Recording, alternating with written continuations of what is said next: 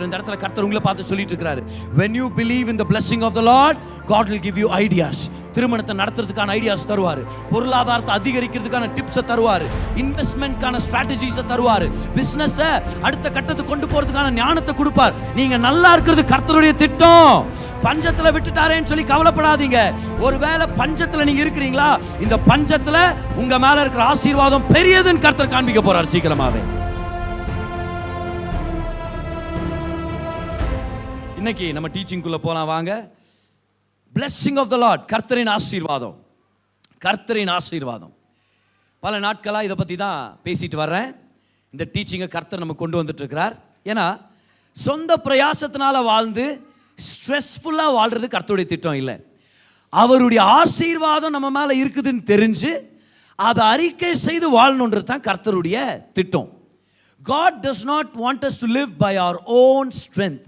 He wants us to live by His blessing on our life. இப்போ அவருடைய ஆசீர்வாதம் ஒரு வல்லமை, அந்த வல்லமை நம்மளை வாழ வைக்குது. ஆசீர்வாதம் என்னது?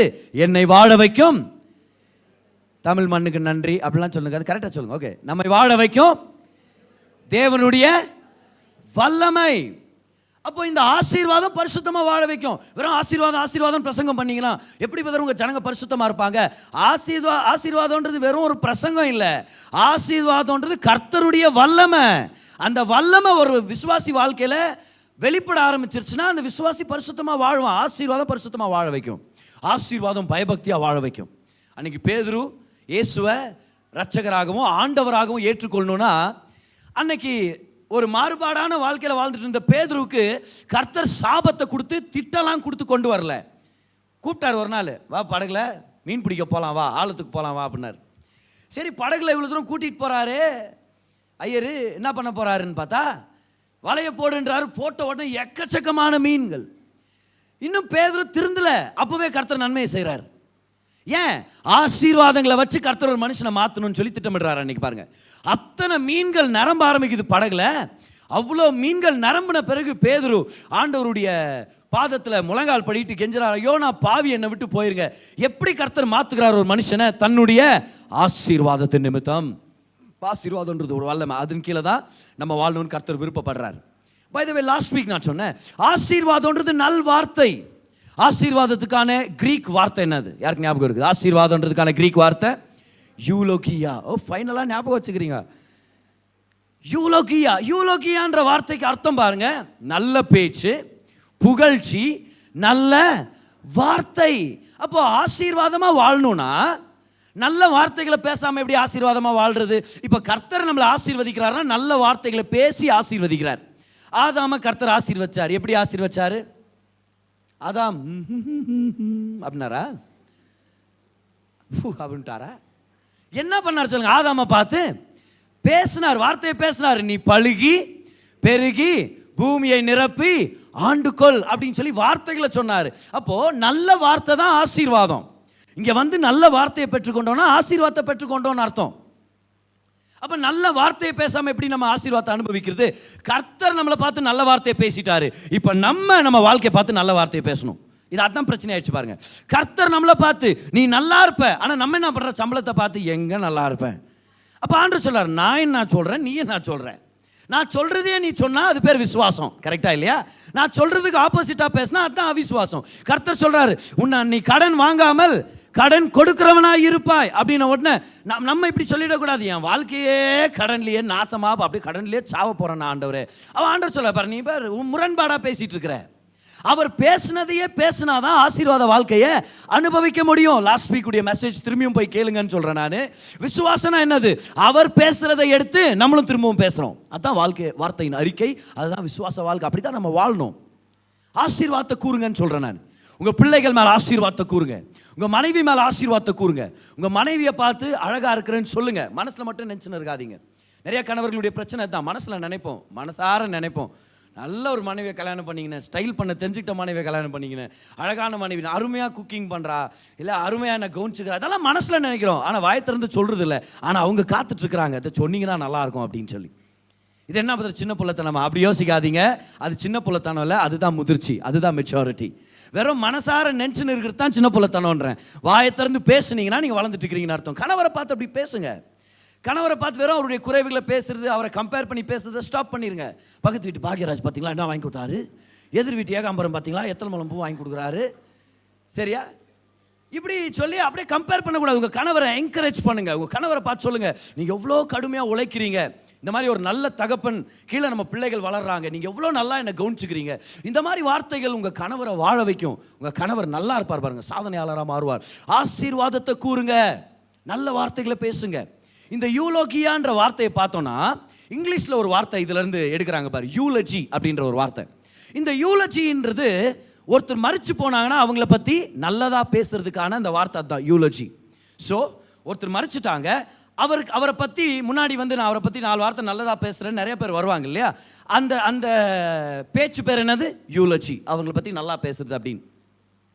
3 பேர் மறிச்சு பரலோகத்தில் போய் நிற்கிறாங்க. பேதுரு பார்த்து ஒரே சந்தோஷம், 3 பேர் ரொம்ப நல்லவங்க. சரி, நீங்கள் உங்களுக்காக ஜனங்க அங்கே அழுதுனுக்கிறாங்க, அடக்க ஆராதனை இல்லை, உங்களை பற்றி அவங்க என்ன சொல்லி அழுணுன்னு சொல்லுங்கள், நான் சொல்ல வைக்கிறேன்றாரு. ஐயா அவங்க அப்படி சொல்லி என்ன ஆகிட போகுது, அவங்க சொன்னால் அப்படியே நடக்கிற மாதிரி நான் பண்ணுறேன் அப்படின்ட்டார்.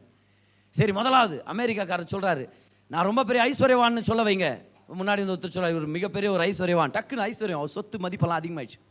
அடுத்தாவது நம்ம சைனாக்காரர் அவர் வந்தார், உன்னை பற்றி என்ன சொல்லி அழுணுன்னு சொல்லணும். உடனே அவர் சொல்கிறாரு, இல்லை ஒரு ரொம்ப ஞானி, நிறைய கண்டுபிடிப்புகள் இவர் பேரில் இருக்குது அப்படின்னு ஒருத்தர் வந்து முன்னாடி பேச அப்படியே நடந்துருச்சு. இவர் பேரில் ஒரு 4-5 கண்டுபிடிப்புகள். கடைசியா நம்ம இந்தியாக்காரங்க அங்கே போய் உன்னை பற்றி அவங்க என்ன சொல்லணும்னு சொல்லிடு. என்னை பற்றியா, ஐயா அவன் இன்னும் உயிரோட இருக்கிறான்னு சொல்ல வைங்க. அதே மாதிரி நடக்கட்டும். நம்ம என்ன பேசுகிறோன்றது முக்கியம், நம்ம என்ன வார்த்தைகளை சொல்கிறோன்றது முக்கியம், நம்ம பிள்ளைகளை ஆசீர்வதிக்கிறது முக்கியம், நம்ம பிள்ளைகளுடைய பாசிட்டிவ்ஸ் எடுத்து பேசுறது ரொம்ப முக்கியம். ஏன்னா ஆசீர்வாதம்னாலே நல்ல வார்த்தைனா, அப்போ ஆசீர்வாதத்தை அனுபவிக்கணும்னா நம்மளும் அதுக்கு ஏற்ற மாதிரி நல்ல வார்த்தைகளை பேசணும். அன்றைக்கி எல்லார் நகர் வழி அப்படி நடந்து போயிட்டு இருக்கிற பாரு, அங்கே தான் நம்மளுடைய ஊழியமே. நடந்து போயிட்டு இருக்கிறாங்க, ஒரு சின்ன பையன் பாத்ரூம்லேருந்து கத்துறான், அம்மா வாமா ஆயிடுச்சுமான்றான். அங்கேருந்து அந்த அம்மா உள்ளேருந்து, என்னடா நாசமாக போகிறவனே அப்படின்னு. பாவம் அந்த பையன் என்ன பண்ணுவான், இமேஜின் பண்ணுங்க, அவன் அடுத்த தடவை கூப்பிடுவானா, அவன் என்ன பண்ணுறது, பிள்ளைங்களை எப்படி சொல்கிறது. பக்கத்து வீட்டு பையன் வந்து கேட்டுக்கிறான், ஆண்டி விளக்கெண்ணெய் இருக்குதா, விளக்கெண்ணெய் இப்போ தான் நான் கடைக்கு போய்க்கிறான், வர்றான். யார் அவன் முதல் பையன் பேர் விளக்கெண்ணெய். அது வரைக்கும் நான் என்ன பண்ணேன், இதோ பக்கத்தில் அவிச்ச முட்டை இருக்கிறான், அவன்கிட்ட பேசு உட்கார வச்சு. அது யார், 2வது பிள்ளைக்கு அவங்க அந்த மாதிரி பேர். பக்கத்தில் இருந்து பார்த்து சொல்லுங்க, ஆசீர்வாதத்தை பேசுங்க, ஆசீர்வாதத்தை பார்ப்பீங்க. இது உங்களுக்கு வசனத்தின் மூலமாகவே நம்ம ப்ரூவ் பண்ண முடியுமே. பாருங்க, ஏசாயா 57:18 பாருங்க. ஆசீர்வாதத்தை பேசினாதான் ஆசீர்வாதத்தை பார்க்க முடியும். பாருங்க, கர்த்தர் சொல்றாரு, அவர் வழிகளை நான் பார்த்து. அப்ப கர்த்தர் நம்மளை பார்க்கிறார், நம்ம எப்படி வாழ்றோம்னு பார்க்கிறார், என்ன பேசுறோம்னு பார்க்கிறார். அவர் he is looking at us, he is watching us. அவர் வழிகளை நான் பார்த்து அவர்களை குணமாக்குவேன், அவர்களை நடத்தி திரும்பவும் அவர்களுக்கும் அவர்களிலே துக்கப்படுகிறவர்களுக்கும் ஆறுதல் அளிப்பேன். 19ஆம் வசனத்தை பாருங்க, இவங்களுக்கெல்லாம் ஆறுதல் அளிப்பேன். எப்படி இதை செய்ய போறாரு, எதனால இதை செய்யறாருன்னா, தூரமாய் இருக்கிறவர்களுக்கும் சமீபமாய் இருக்கிறவர்களுக்கும் சமாதானம் சமாதானம் என்று கூறும் உதடுகளின். சமாதானம் சமாதானம் நினைச்சுன்னு இருந்தா போதாது, சமாதானம் சமாதானம்னு சொல்லணும், கூற வேண்டும். கூறும் உதடுகளின் பலனை சிருஷ்டிக்கிறேன். எல்லாரும் சொல்லுங்க, என் உதடுகளின் பலனை கர்த்தர் சிருஷ்டிப்பார். அப்படின்னா என் உதடுகள் வழியா நான் பேசுறத கர்த்தர் கொண்டு வருவார். அப்போ பேசுறது நம்மளுடைய வேலை, அதை சிருஷ்டிக்கிறது கர்த்தருடைய வேலை. அப்போ பொருளாதாரத்தை பார்த்து ஆசீர்வாதத்தை கூறுவது நம்மளுடைய வேலை, பிள்ளைகளை பார்த்து ஆசீர்வாதத்தை கூறுவது நம்மளுடைய வேலை. அந்த பிள்ளைகள் ஆசீர்வதிக்கப்பட்ட மாதிரி வாழ்வது கர்த்தருடைய சித்தம், கர்த்தருடைய வழி நடத்துதல். எல்லாரும் சொல்லுங்க, நான் பேசுறேன், கர்த்தர் எனக்காக வேலை செய்வார். இப்போ நம்ம கர்த்தரை கட்டளையிடுறோம்னு சொல்ல, அவருடைய வார்த்தையை மதிச்சு பேசுறோம். அந்த வார்த்தையை நம்ம மதிச்சு பேசுறதுனால கர்த்தர் ஒரு வாக்குத்தத்தம் பண்ணியிருக்கிறாரு, உன்னுடைய உதடுகளின் பலனை நான் சிருஷ்டிக்கிறேன், அவர்களை குணமாக்குவேன் என்று கர்த்தர் சொல்லுகிறார். அப்போ கணவரை பார்த்து பிள்ளைகளை பார்த்து நல்ல வார்த்தையை பேசுறது மிக மிக ஒரு முக்கியமான ஒரு விஷயம். அந்த வார்த்தைகளை பேசும்போது கர்த்தர் நமக்காக வேலை செய்கிறார். போன மாதம் 29ஆம் தேதிக்கு நம்மளுடைய சர்ச்சுடைய லேண்ட்லார்டு எனக்கு டெக்ஸ்ட் பண்ணுறாரு, எனக்கு கால் பண்ணார். ஆக்சுவலாக நம்மளுடைய வாடகை வந்து நம்ம 2 பகுதியாக நம்ம கொடுத்துட்ருக்குறோம், சரியா? 2.8 lakhs ப்ளஸ் 40,000 மெயின்டெனன்ஸ் அப்படின்றதுனால அது 2 பகுதியாக 2 போர்ஷனாக ஒரு மாதத்தில் கொடுப்போன்றது தான் நம்மளுடைய டீல். ஸோ அவர்கிட்ட அந்த ரிக்வெஸ்ட் நம்ம கொடுத்துருந்தோம். வியாழக்கிழமை அவர் எனக்கு கால் பண்ணி, இந்த மாதிரி எனக்கு வெள்ளிக்கிழமையே ஒரு அமௌண்ட் எனக்கு தேவைப்படுது அப்படின்னார். நான் சனிக்கிழமை தான் மைண்டில் வச்சுருந்தேன். பிலீவ் பண்ணலாம், அந்த நேரத்தில் அவ்வளோ ஃபண்ட்ஸ் நம்மக்கிட்ட இருக்கல. ஆனால் அந்த மாதம் முழுதும் பாருங்க, நானும் ஆசீர்வாதத்தை பிரசங்கம் பண்ணிட்டு இருக்கிறேன். இதை என் வாழ்க்கையிலே நான் ப்ராக்டிஸ் பண்ணிட்டு இருக்கிறேன். ஸோ ஒவ்வொரு நாளும் ஜெப நேரத்தில் பல விஷயங்கள் மேலே ஆசீர்வாதம் பேசுறது ஒரு முக்கியமான அசைன்மெண்ட்டாகவே பண்ணிட்டு இருக்கிறேன். இப்போ ஜெப நேரத்தில் சபை மேலே ஆசீர்வாதம், ஒவ்வொரு விசுவாசின் மேலே ஆசீர்வாதம், எங்கள் பொருளாதாரத்து மேலே ஆசீர்வாதத்துக்காக நன்றி ஆண்டவரே. வசனத்தில் படிக்கிறோம், கர்த்தரின் ஆசீர்வாதம் ஐஸ்வர்யத்தை தரும். ஆண்டவரே, ஐஸ்வர்யத்தை நீங்கள் தந்ததுக்காக நன்றி, ஆசீர்வாதம் கொண்டு வருது. இப்படி நல்லா ஜெபம் பண்ணிட்டு இருக்கிறேன் பாருங்க. வியாழக்கிழமை அவர் சொல்கிறாரு, நம்மள்ட்ட அவ்வளோ ஃபண்ட்ஸ் இல்லை, நான் மிட் வீக் சர்வீஸ் முடிச்சுட்டு வீட்டுக்கு போகிறேன். ஒய்ஃப் கிட்ட நான் சொல்கிறேன், நமக்கு அட்லீஸ்ட் 70,000 rupees தேவைப்படுது, ஜெபம் பண்ணலாம். ஸோ மனைவியும் ஜெபம் பண்ணுறேன்னு சொல்லி சார் அப்புறம் நம்ம படுத்து தூங்கிட்டோன்னு பாருங்கள். அடுத்த நாள் காலையில் எந்திரிக்கிறேன், என்னுடைய ஃபோனில் டெக்ஸ்ட் மெசேஜ் வருது, 70,000 transferred to our church account அப்படின்னு சொல்லி நம்மளுடைய சபையை சேர்ந்த அருமையான சகோதரி அவங்க ஒரு ஸ்பெஷல் ஆஃபரிங் ட்ரான்ஸ்ஃபர் பண்ணியிருக்கிறாங்க. நான் என் மனைவி கிட்ட சொல்கிறேன், அட்லீஸ்ட் 70,000 தேவைப்படுதுன்னு. ஒரே நாளில் அந்த தேவை, அந்த நாளில் சந்திக்கப்பட வேண்டியது, கர்த்தர் தேவையை சந்திக்கிறார், கொண்டு வர்றாரு. ஆனால் அருமையான விஷயம் பாருங்க, ஆசீர்வாதத்தை பேசுறோம், விசுவாசிக்கிறோம். கர்த்தர் அவருடைய பிள்ளைகளை ஆயத்தப்படுத்துகிறார், அவருடைய ஆசீர்வாதத்தின் பிள்ளைகளை ஆயத்தப்படுத்துகிறார். இந்த சபைக்கு கொடுக்கும்படி மட்டும் இல்லை, உங்க ஒவ்வொருத்தருடைய வாழ்க்கையில தேவைகள் சந்திக்கப்படும்படி கர்த்தர் அநேக சப்ளையை கொண்டு வருவாராக. கவனிங்க, கர்த்தர் கொண்டு வருவார், உதடுகளின் பலனை கர்த்தர் சிருஷ்டிப்பார். ஹalleluya, come on. பிரதர், எதிர்காலம் எப்படி பிரதர் இருக்கும்? என் கையை பார்த்து சொல்ல முடியுமா? கையை பார்த்து ஒன்றும் சொல்கிற மாதிரி இல்லை. நீங்கள் பேசுகிற வார்த்தையை ஒரு நாள் ஃபுல்லாக ரெக்கார்ட் பண்ணிங்கன்னா போதும், அதை வச்சு சொல்லிடலாம் வாழ்க்கை எப்படி இருக்குன்னு சொல்லி. You are designing your life with your words. You are framing your future with your words. அதனால தான் போன வாரம் நம்ம ரொம்ப முக்கியமான சத்தியத்தை கற்றுக்கிட்டோம். ஆசீர்வாதத்தை பேசுங்கள். உங்கள் பொருளாதாரத்து மேலே, பிஸ்னஸ் மேலே, கம்பெனிக்குள்ளே போன உடனே சொல்லிங்க, ஆடாடாட இன்றைக்கும் வந்துட்டானா இந்த இவன் அப்படின்ட்டு யாராவது ஒருத்தரை பிடிச்சி திட்டாதீங்க அந்த இடத்துல. சரியா? இன்றைக்கி ஒரு சீக்கிரமாக வந்துட்டாருப்பா, நான் லேட்டாக வரும்போது தான் சீக்கிரமாக வராரு பாசன் அவரை திட்டுறது. அவர் என்கிட்ட வந்து அவரை பற்றியே தப்பாக பேசிட்டு எனக்கு ப்ரொமோஷனே கிடைக்க மாட்டேங்குது அப்படின்னு சொல்லிட்டு இருப்பாங்க பாரு. நல்லா கவனிங்க, நீங்கள் போகிற இடத்துலலாம் ஆசீர்வாதத்தை பேசுங்கன்னு சொல்கிறேன்.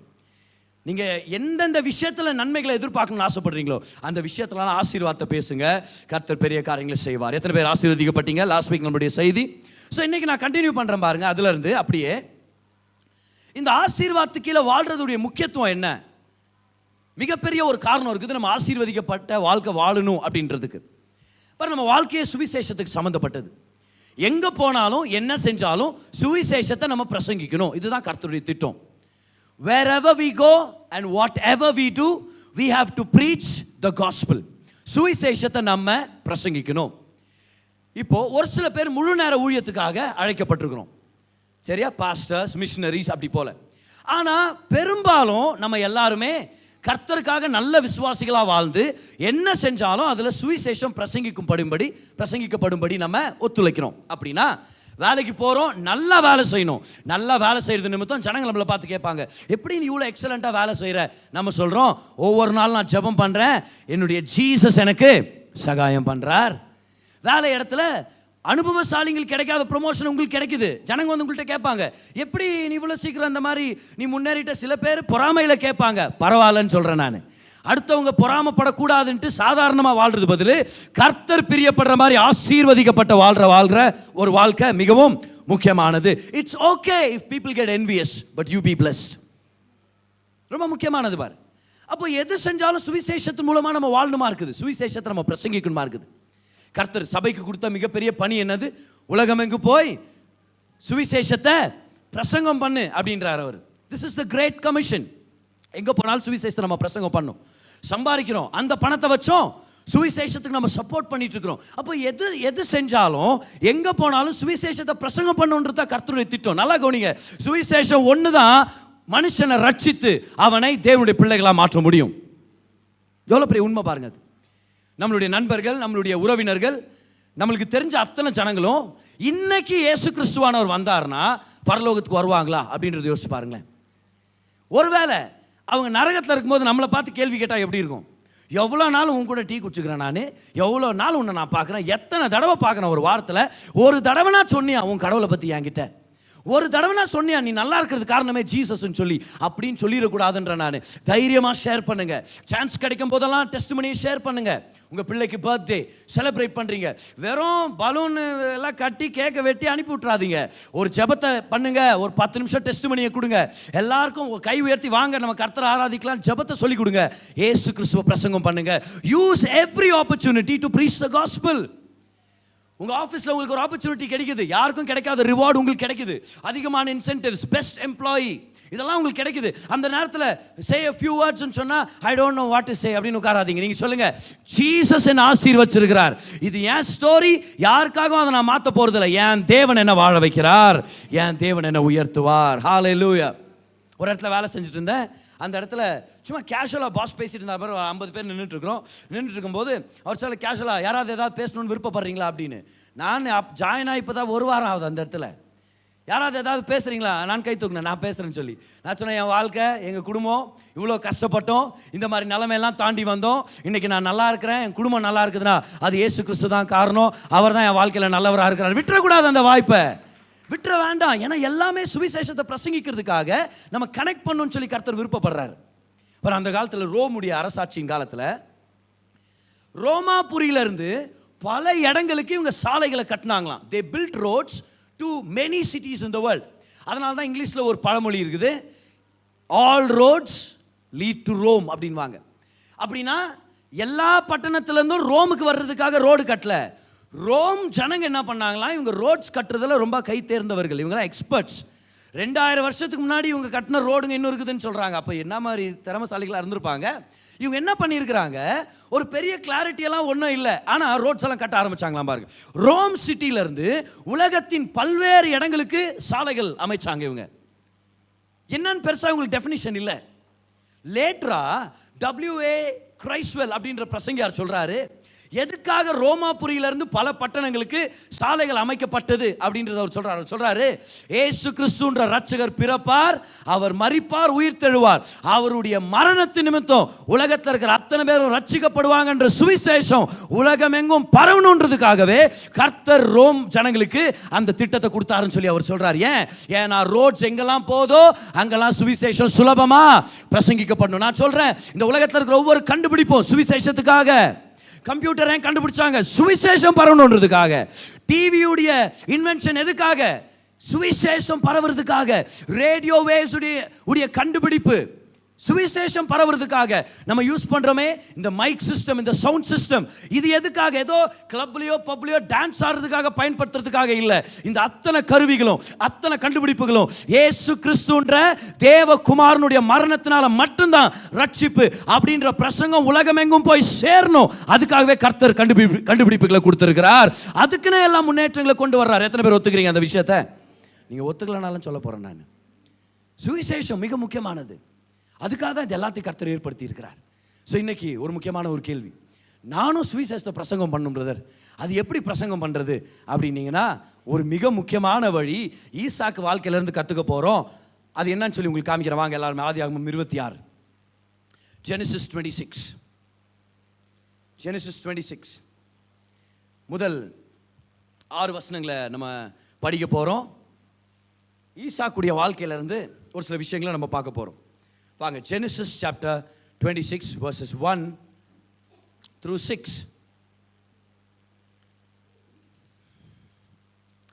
ஆபிரகாமின் நாட்களில் உண்டான பஞ்சத்தை அல்லாமல் பின்னும் ஒரு பஞ்சம் தேசத்தில் உண்டாயிற்று.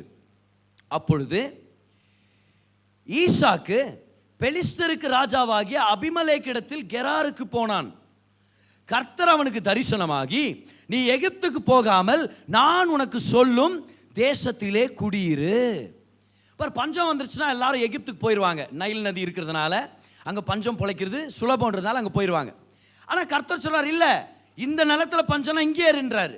இது என்னாண்டவரே ஒரே ரிஸ்காக பேசுறீங்களே நீங்கள் தான் நம்மளுக்கு தோணுது இல்லையா? ஏன் அப்படி கர்த்தர் சொன்னார், அதில் என்ன மேன்மை இருக்குது, எதுக்காக அப்படி சொல்றாரு அப்படின்றது நம்ம பார்க்கலாம். முதலாவது ஞாபகம் வச்சுங்க, ஈசாக்கு யாரு? ஆபிரகாமின் சந்ததி. நம்மளார் யாரு? கலாத்தியர் 3:29 படிக்கிறோம், நம்மளும் ஆபிரகாமின் சந்ததியா இருக்கிறோம். ஈசாக்கு ஆபிரகாமின் சந்ததியா இருக்கிறதுனால ஆபிரகாமுக்கு உண்டான ஆசீர்வாதம் ஈசாக்குக்கு உண்டா இருக்கிறது. இப்ப நம்மளும் ஆபிரகாமின் சந்ததியா இருக்கிறதுனால நமக்கும் ஆபிரகாமின் ஆசீர்வாதம் உண்டா இருக்குது. கலாத்தியர் 3:13 பார்க்கிறோம், மரத்திலே தூக்கப்பட்ட எவனும் சபிக்கப்பட்டவன் என்று எழுதியிருக்கிறபடி கிறிஸ்து நமக்காக சாபமாகி நியாயப்பிரமாணத்தின் சாபத்திற்கு நம்மை நீங்களாக்கி மீட்டு கொண்டார். அடுத்த வசனம் பாருங்க, ஆபிரகாமுக்கு உண்டான ஆசீர்வாதம் புறஜாதிகளுக்கு இயேசு கிறிஸ்துவினால் புறஜாதிகளுக்கு வரும்படியாகவும் இப்படி ஆயிற்று. எல்லாரும் சொல்லுங்க, ஆபிரகாமின் சந்ததி ஆசீர்வாதம் என் மேல இருக்குது. இப்ப கர்த்தர் ஈசாக்கு கிட்ட என்ன சொல்றாருன்னு பாருங்க, இந்த தேசத்திலே வாசம் பண்ணு. ஏன் இப்படி சொன்னாரு? நான் உன்னோட கூட இருந்து உன்னை ஆசீர்வதிப்பேன். என்ன சொல்லி கொடுத்துட்டு இருக்கிறாருன்னா, நீ ஆபிரகாமின் சந்ததி, உன் மேல ஆபிரகாமுக்கு உண்டான ஆசீர்வாதம் உன் மேல இருக்குது. அதனால நான் உனக்கு காமிக்க போறேன். பஞ்சத்தை பார்த்து நீ பயந்து போக கூடாது. பஞ்சத்தை விட உன் மேல இருக்கிற ஆசீர்வாதம் பெருசு. அதை காமிக்கிறதுக்காக உன்னை இங்கேயே தங்குன்றேன் அப்படின்னு சொல்றாரு கர்த்தர். நான் காமிக்கிறேன் எது பெருசுன்னு. பஞ்சம் பெருசா ஆசீர்வாதம் பெருசான்னு, இங்கே இரு, நான் அதை ப்ரூவ் பண்ணுமா இருக்குது அப்படின்றார். அப்புறம் பாருங்க அடுத்ததா, நான் உனக்கும் உன் சந்ததிக்கும் இந்த தேசங்கள் யாவையும் தந்து உன் தகப்பனாகிய ஆபிரகாமுக்கு நான் இட்ட ஆணையை நிறைவேற்றுவேன். ஒரு பஞ்சம் வந்ததுனால என் வாக்குத்தத்தத்தை நான் ரத்து செய்யல. உங்க வாழ்க்கையில் இன்னைக்கு குறைபாடு இருக்கலாம், ஒரு சவால் இருக்கலாம், ஒரு பிரச்சனை இருக்கலாம். அதுக்குன்னு கர்த்தருடைய வாக்குத்தத்தம் நின்று போயிடுச்சுன்னு நினைக்காதீங்க. கர்த்தர் உங்களுக்கு கொடுத்த வாக்குத்தத்தம் நிறைவேறாதுன்னு நினைச்சிடாதீங்க. Maybe you are in a famine today, but nothing can cancel the promise of God on your life. எத்தனை பேர் கர்த்தருடைய வாக்குத்தத்தங்களுடையவர்களா இருக்கிறீங்க? கர்த்தர் உங்களை பார்த்து சொல்றாரு, என்ன பஞ்சம் வந்தாலும் ஆசீர்வாதத்தை ரத்து செய்யற அளவுக்கு பஞ்சம் பெரியதல்ல. கைவேற்றி சொல்லுங்க, கர்த்தரின் வாக்குத்தத்தம் எந்த பஞ்சத்தினாலையும் ரத்து செய்யப்படாது. You cannot cancel the promise of God by a famine. அடுத்தது என்ன நடந்துச்சுன்னு பாருங்க. அந்த இடத்துல இங்கே இருன்னு ஆசீர்வதிக்கிறேன் அப்படின்ட்டார். 4ஆம் வசனம் பாருங்க, ஆபிரகாம் என் சொல்லுக்கு கீழ்ப்படிந்து, இதுதான் மிக முக்கியமான வசனம் பாருங்க, என் விதிகளையும் என் கற்பனைகளையும் என் நியமங்களையும் என் பிரமாணங்களையும் கை கொண்டபடியினால் நான் உன் சந்ததியை வானத்தின் நட்சத்திரங்களைப் போல பெருக பண்ணி உன் சந்ததிக்கு இந்த தேசங்கள் யாவையும் தருவேன். உன் சந்ததிக்குள் பூமியில் உள்ள சகல ஜாதிகளும் ஆசீர்வதிக்கப்படும் என்றார். இதுதான் கர்த்தருடைய ஆசீர்வாதம். ஈசாக்கு கிட்ட தெளிவா சொல்றாரு, பஞ்சத்துக்கு பயந்து நீ எகிப்துக்கு போகாத, உன் மேல இருக்கிற ஆசீர்வாதம் இன்னும் குறையல. பஞ்சத்தை பார்த்து நீ ஏன்பா பயப்படுற? உன் மேல இருக்கிற ஆசீர்வாதம் பஞ்சத்தை விட பெருசு. நீ இங்கேயே இரு, நான் உன் ஆசீர்வதிக்க வல்லவரா இருக்கிறேன். அட நிலத்துல தண்ணி இல்லைன்னா என்ன, நான் இருக்கிறேன் உன் கூட. எல்லாரும் விட்டுட்டு போனா என்ன, நான் இருக்கிறேன் உன் கூட. என் ஆசீர்வாதம் பெருசுன்றார் கர்த்தர். இப்போ அப்படி சொல்லிட்டு எப்படி அந்த ஆசீர்வாதம் வேலை செய்யுதுன்னு சொல்றாரு பாருங்க. அதான் 4ஆவது வசனம். இன்னொரு டைம் படிக்கலாமா? 4ஆவது வசனத்தை எப்படி ஆசீர்வாதம் வேலை செய்யுதுன்னு பாருங்க. ஆபிரகாம் என் சொல்லுக்கு, எல்லாரும் சொல்லுங்க, சொல்லுக்கு, his words, his voice, என் சொல்லுக்கு கீழ்ப்படிந்து என் விதிகளையும் என் கற்பனைகளையும் என் நியமங்களையும் என் பிரமாணங்களையும், என்ன அப்படியே அடுக்கடுக்கா சொல்லினே போறாரு. அப்ப இது என்ன 10 கட்டளைகளை பத்தி கர்த்தர் பேசிட்டு இருக்கிறாரா? இல்ல, ஏன்னா 10 கட்டளைகள் இன்னும் கொடுக்கப்படல. பல நூற்றாண்டுகளுக்கு அப்புறம் தான் மோசே கையில கர்த்தர் கொடுத்துறார் 10 கட்டளைகளை. அப்ப இந்த இடத்துல ஒரு பேசுற என்ன கற்பனைகள், என்ன விதிகள்? இது அவருடைய வழி நடத்துதல். அப்படின்னா ஆபிரகாம் ஆண்டவர் சொல்றாரு, அதே போல ஈசாக்கு கிட்ட அன்னைக்கு சொல்லிட்டு இருக்கிறாரு பாரு, ஈசாக்கு பஞ்சம் வந்துருச்சுன்னு சொல்லி சோர்ந்து போயிட்டு சொந்த ஞானத்துல போயிடாத. Don't follow the crowd. எல்லாரும் மெஜாரிட்டி எகிப்துக்கு போறாங்க. The majority is not always right. பெரும்பான்மையினர் சொல்வதெல்லாம் மெய் அப்படி நம்பிடக்கூடாது. அநேக தடவை மெஜாரிட்டி ராங்கா இருக்கிறாங்க. எல்லாரும் எகிப்துக்கு போறாங்க, நீ போகாத, உன்னை நான் வழி நடத்துறேன். ஆபிரகாம் என் சொல்ல கேட்டது பிரகாரம் நீயும் என் சொல்லுக்கு கீழ்ப்படிந்து என் விதிகளையும் என் கற்பனைகளையும் என் நியமங்களையும் என் பிரமாணங்களையும் நீ கை கொண்டால் உனக்கு நான் வெற்றியை தருவேன். So how does the blessing work? The blessing works by the guidance of the Lord. By the guidance of the Lord. கர்த்தரின் ஆசீர்வாதம் உங்க வாழ்க்கையில வெளிப்படணும்னு விருப்பப்படுறவங்க கை வெட்டி காமிங்க. அப்போ ஒவ்வொரு சூழ்நிலை வரும்போது அவர்கிட்ட வந்து சொல்லுங்க, ஆண்டவரே நீங்க என்ன வழி நடத்துங்க. ஆசீர்வாதம் கொடுத்ததும் அவர்தான், ஆசீர்வாதத்துல நம்மளை வழி நடத்துறதும் அவர்தான். கர்த்தருடைய குரலை கேட்டு அவருடைய உணர்த்துதலை கேட்டு நடக்கும்போது ஆசீர்வாதம் வெளிப்பட ஆரம்பிக்குது. How does the blessing work? The blessing works by his good word. ஆசீர்வாதம் அவருடைய நல் வார்த்தையை கொண்டு வேலை செய்கிறது. பாஸ்டர் சாம் செல்லதுரை சொல்றாரு, வெற்றிக்கான ரகசியம் ஒன்று இருந்துச்சுன்னா அது இதுதான். If there is a secret to success, it is this: go where God tells you to go and do what he tells you to do. அவர் சொல்றாரு, கர்த்தர் சொல்ற இடத்துக்கு போ, கர்த்தர் சொல்றதை செய். கென்னத் இ ஹேகன் அப்படின்ற விசுவாச போதகர் சொல்றாரு, success comes by following the promptings of the Holy Spirit. பரிசுத்த ஆவியானவருடைய உணர்த்துதல் படி நடக்கிறதுனால தான் வெற்றி நம்மளுக்கு கிடைக்குது அப்படின்னு சொல்லி. என்னுடைய வாழ்க்கையில் மிக முக்கியமான ஒரு வசனம்னா அது 2 நாளாகமம் 26:5. பல போதகர்கள் இதை என் மேலே கை வச்சு ஜெபம் பண்ணும்போது இந்த வார்த்தையை சொல்லியிருக்கிறாங்க. அதனால இந்த வசனத்தை நான் ரொம்ப ஸ்ட்ராங்காக பிடிச்சிக்கிறேன் பாருங்க. இங்கிலீஷ்ல இந்த வசனம் அருமையாக இருக்கும், ஆனால் இப்போதைக்கு நம்ம தமிழில் நம்ம படிச்சிடலாம் பாருங்க. தேவனுடைய தரிசனங்களில் புத்திமானாய் இருந்த சகரியாவின் நாட்களிலே தேவனை தேட மனதிணங்கினவனாய் இருந்தான். மனதிணங்கி இருந்தான். அவன் கர்த்தரை தேடின நாட்களில் தேவன் அவன் காரியங்களை வாய்க்க செய்தார். இங்கிலீஷ்ல போட முடியுமா பாருங்க இந்த வசனத்தை. அவன் கர்த்தரை தேடின நாட்களில், what's the key? Seeking the Lord. ஆண்டவரே, நீங்க என்ன சொல்றீங்க? அப்பா, என்ன வழி நடத்துறீங்க? என் பிள்ளைக்காக நீங்க என்ன வச்சிருக்கீங்க? என் திருமணத்துக்காக என்ன வச்சிருக்கீங்க? அடுத்த மாசம் எனக்கு வேலை, ஒரு புது வேலை வேணும், நீங்க என்ன சொல்றீங்க? எனக்கு வேலை ஆப்பர்ச்சுனிட்டிஸ் வருது, நான் எதை சூஸ் பண்ணும், எதை சூஸ் பண்ணக்கூடாது? கர்த்தருடைய வழி நடத்தல தேடுறது தான் வெற்றின்றார் பாருங்க. லாஸ்ட் ஸ்டேட்மெண்ட் பாருங்க. As long as he sought the Lord, God made him to prosper. How many of you want to prosper in your life? Come on. எத்தனை பேர் வெற்றியை பார்க்கணும்னு ஆசைப்படுறீங்க? பாஸ்டர் சாம் செல்லதுரை சொல்றது போல, அவர் சொல்ற இடத்துக்கு போங்க, அவர் சொல்றத செய்யுங்க. அவருடைய ப்ராம்ப்டிங்ஸை கேட்டு அந்த வழி நடத்துதலை ஃபாலோ பண்ணோம்னா நம்ம வெற்றி அனுபவிக்க முடிகிறது. இதை தான் கர்த்தர் ஈசாக்குக்கு சொல்லி கொடுக்குறார். ஈசாக்கு, உன் மேலே ஆபிரகாமுக்கு உண்டான ஆசீர்வாதம் இருக்குது தம்பி, இப்போ நீ எப்படி வெற்றி அடைவதுன்னு நானே உனக்கு சொல்லி கொடுக்குறேன்னு அவருடைய நல் வார்த்தையை கொண்டு ஈசாக்கை போதித்து வழி நடத்துகிறார். என்ன செஞ்சாருன்னு பார்க்கலாம். ஈசாக்கு வாங்க 12ஆம் வசனத்துக்கு வாங்க. ஆதியாகமம் 26:12 படிக்கிறேன், கவனிங்க. ஈசாக்கு அந்த தேசத்தில் விதை விதைத்தான். ஸ்டாப். யார் இந்த ஐடியாவை கொடுத்துருப்பா? எனக்கு கர்த்தர் சொன்னார்ல, என் விதிகள் என் கற்பனைகள், நான் உனக்கு ஆலோசனை கொடுக்குறேன் அப்படின்ட்டார். அப்போ ஆசீர்வாதம்னா என்னது? முதல்ல அந்த டெஃபினிஷன் பார்த்துடலாமா?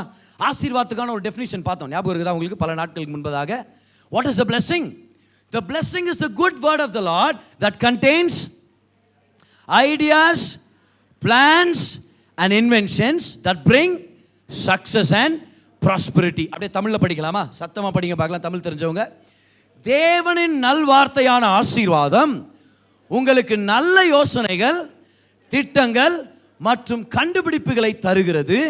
அவை பொருளாதார வளர்ச்சியையும் செழிப்பையும் கொண்டு வருகின்றன. எத்தனை பேர் நல்ல வாழ்க்கை அனுபவிக்கணும்னு ஆசைப்படுறீங்க?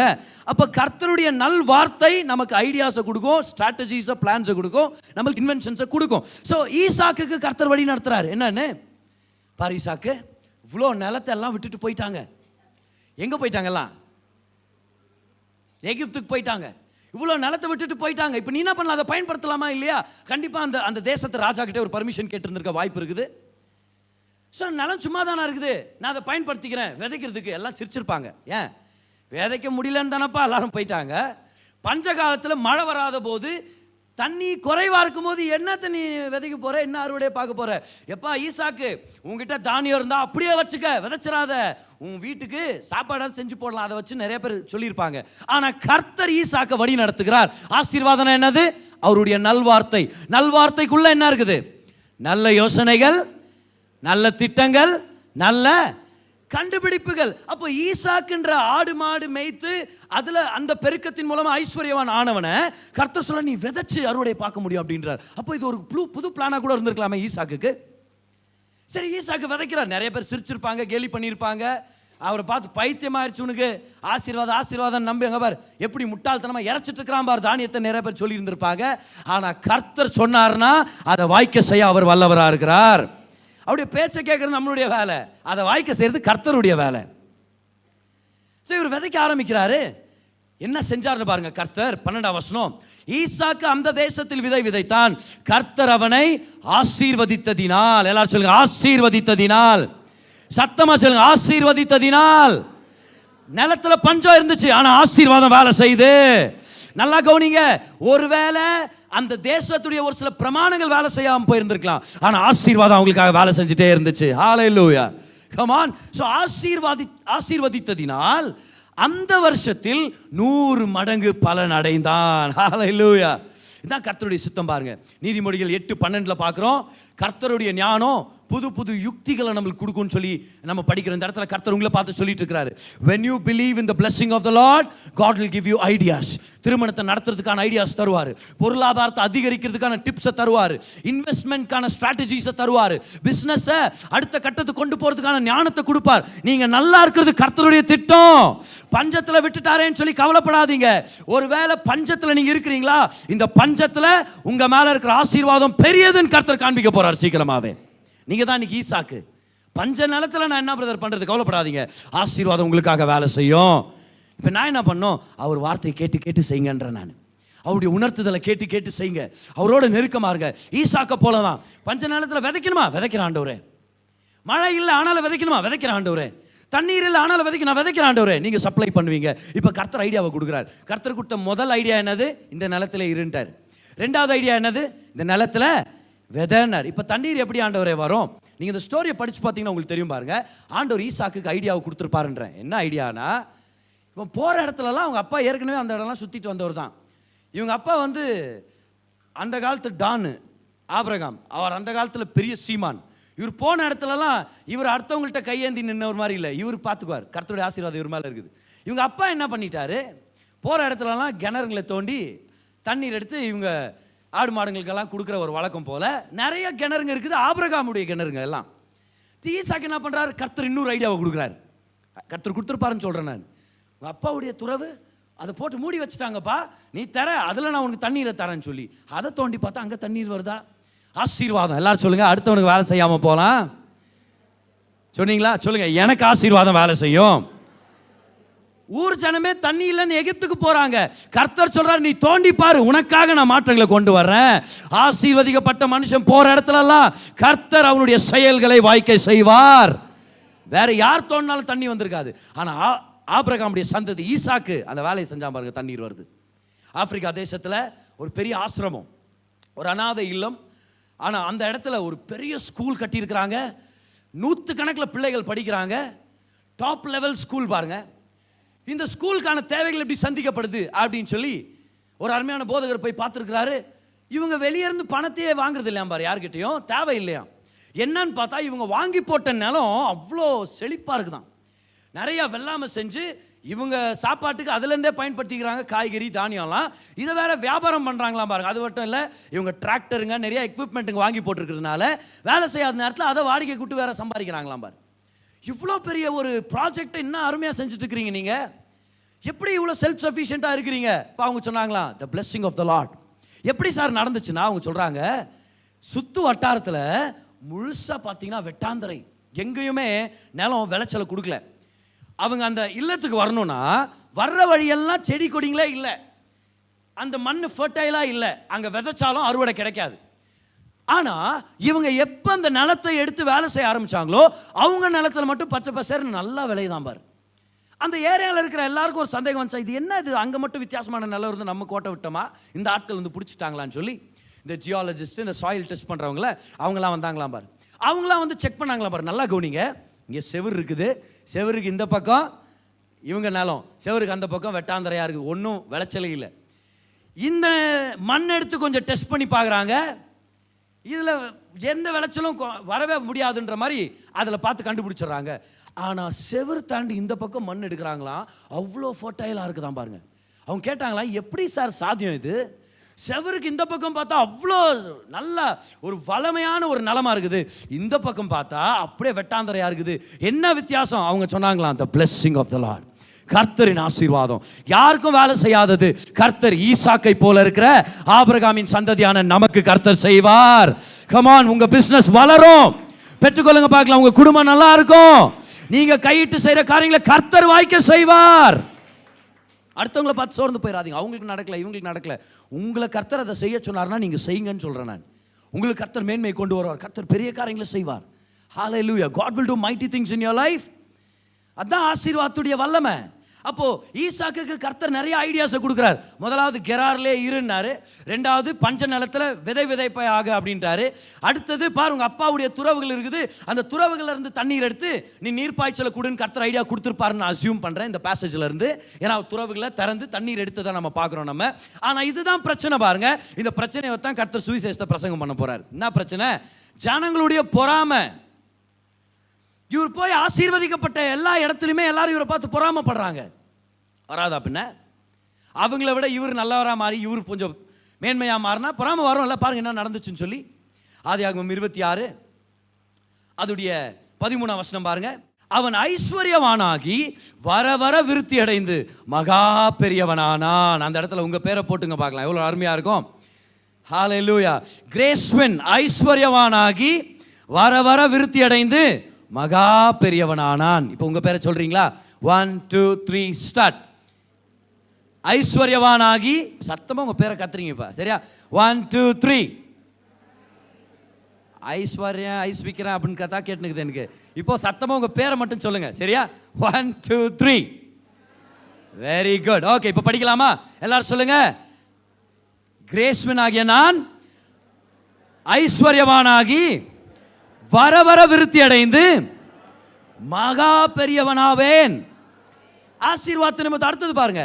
அவனுக்கு ஆட்டு மந்தையும் மாட்டு மந்தையும் அநேக பணிவிடைக்காரரும் இருந்தபடினாலே பெலிஸ்தர் அவன் பேரில் பொறாமை கொண்டு அவன் தகப்பனாகிய ஆபிரகாமின் நாட்களில் அவனுடைய வேலைக்காரர் வெட்டின துறவுகளை எல்லாம் தூர்த்து மண்ணினால் நிரப்பி போட்டார்கள். என்ன நம்ம கிணறு தோன்றோம், தண்ணி இல்லை. நம்ம சொந்தக்காரெல்லாம் எகிப்துக்கு போயிட்டாங்க, இவர் தோன்றாரு, தண்ணீர் வருது. இவர் நம்ம ஊரில் பஞ்சம் பழைக்க வந்தவர், இவர் பெரியவன் ஆயிட்டாரு. விடக்கூடாதுடா, நம்ம விடக்கூடாது, நம்ம பேர் என்ன ஆகுறது, நம்ம சொத்தெல்லாம் இவன் அனுபவிச்சுன்னு இருக்கிறான் அப்படின்ற பொறாமையினால அவர் தோண்டின துறவுகள் கிணறு எல்லாத்தையும் ரொப்பி அதை இல்லைன்னா சண்டை போட ஆரம்பிக்கிறாங்க. ஒரு பக்கம் ரொப்புறாங்க, இன்னொரு பக்கம் சண்டை போடுறாங்க. இல்லை விட்டுருங்க, அது எங்களோட இது அப்படின்னு. ஒரு முதல் இடத்துல சண்டை. எசக்குன்னு பேர் வைக்கிறார். எசக் போ அப்படின்ற மாதிரி ஆயிடுச்சு. போ வச்சுக்க போ அப்படின்ற. இப்போ இன்னொரு இடத்துல திறக்கிறாரு பாருங்க, அங்கேயும் தண்ணீர் வருது. அங்கே இருக்கிற ஜனங்க ஒரே பிரச்சனை பண்ணி இவன் திட்டினா அவன் திட்டினான். அந்த ஊரை சிட்னான்னு பேர் வைக்கிறார். சிட்னா, கிணறு பேர் சிட்னா. ஏன் அவன் திட்டினா? இந்த இடத்துல வாண்டா, தண்ணி எடுக்க வாண்டான்றா, வா போகலாம், நம்ம இன்னொரு இடத்துக்கு போகிறார். இது பேர் என்னது? பொறாமை. ஆனால் உங்களுக்கு ஒரு விஷயம் சொல்கிறேன், கவனிங்க. கர்த்தர் உங்களை ஆசீர்வதித்து இந்த ஆசீர்வாதத்தின் பெருக்கு உங்கள் வாழ்க்கையில் காணப்படும் போது நீங்கள் வர வர விருத்தி அடைந்து மகா பெரியவன் ஆகிறது ரொம்ப முக்கியம். ஏன்னா அது நிமித்தம் பொறாமை வரும். பொறாமை நிமித்தம் நீங்கள் ரொம்ப நோட்டடாக மாறுவீங்க. உங்களை ஜனங்க கண்காணிக்க ஆச்சரியப்படுவாங்க. அவங்க ஆச்சரியப்பட நீங்கள் சொல்வீங்க, என் கர்த்தர் என்னை ஆசீர்வதிக்கிறார். சர்ச்சுக்கு வான்னு கூப்பிட்டு சுவிசேஷத்தை தெரிஞ்சுக்காதவன் பொறாமையால் உங்களை பார்த்து சுவிசேஷத்தை தெரிஞ்சுக்குவான்னு சொல்கிறேன். நீங்கள் நல்லா இருக்கிறது சுவிசேஷத்துக்கு முக்கியமானது. கமா, நான் இன்னொரு தடவை சொல்கிறேன், நீங்கள் நல்லா இருக்கிறது சுவிசேஷ செய்திக்கு முக்கியமானது. To live a blessed life is important for the gospel to spread. இந்த மாதிரி ஒரு வழியை கேள்விப்பட்டிருக்கிறீங்களா சுவிசேஷத்தை பிரசங்கம் பண்றதுக்கு? இன்னைக்கு கர்த்தர் நமக்கு எடுத்து காமிச்சிட்டு இருக்கிறார். நீ ஆசீர்வதிக்கப்பட்ட வாழ்க்கை வாழ்றது எனக்கு ரொம்ப முக்கியம்னு கர்த்தர் சொல்றாரு. ஏன்னா நான் உன்னை ஆசீர்வதிக்க ஜனங்க உன்னை பார்த்து தலையை சொரிஞ்சுக்கணும். என்னன்னா இவ்வளோ பிரச்சனையை ஜெயிச்சு எப்படாக மேலே வர்றான், எப்படிப்பா அந்த குடும்பம் நல்லா இருக்குது, எப்படி இவங்க நல்லா இருக்கிறாங்க, வருவாங்க ஃபங்க்ஷன், நீங்கள் கூப்பிடுவீங்க பாரு, வருவாங்க பொறாமையோடவே வருவாங்க. பொறாமை வாங்க வர்றேன் வந்து எப்படின்னு பார்க்குறேன். ரொம்ப அருமையான வீடு, எப்படி கட்டினீங்க? அது பணங்கினும் ஒழிச்சு வச்சிருப்ப. இல்லை ஒன்றும் என்ன மைண்ட் வாய்ஸ் சத்தமாக பேச்சுன்னு நினைக்காதீங்க.